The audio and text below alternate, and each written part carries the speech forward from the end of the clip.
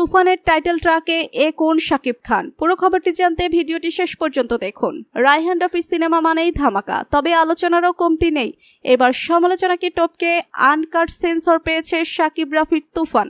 থেমে নেই চমক, আসছে একের পর এক। গুণী নির্মাতা রায়হান রাফি তার ফেসবুকে টাইটেল ট্র্যাক প্রকাশ করেছেন। শাকিব খানের তুফান ছবির টাইটেল ট্র্যাকটি দেখে ভক্তদের সিনেমা দেখার আগ্রহ বেড়ে গেছে বহুগুণে। যেমন অ্যাকশন তেমনি থ্রিলার। প্রতি মুহূর্তে শাকিব খানকে দর্শক আবিষ্কার করেছেন নবরূপে। 2 মিনিট 13 সেকেন্ডের এই ট্র্যাকে দৃষ্টি আটকে রাখতে পেরেছে রায়হান রাফি। দুর্দান্ত মেকিংয়ে বাংলা সুপারস্টার হয়ে উঠেছেন অনবদ্য চরিত্র।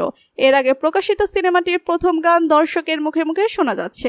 বোঝাই যাচ্ছে গানসহ তুফান সিনেমা বাজিমাত করবে কোরবানি ঈদে। গত 7 মে নেট দুনিয়ায় প্রকাশ করা হয়েছিল 1 মিনিট 22 সেকেন্ডের টিজার।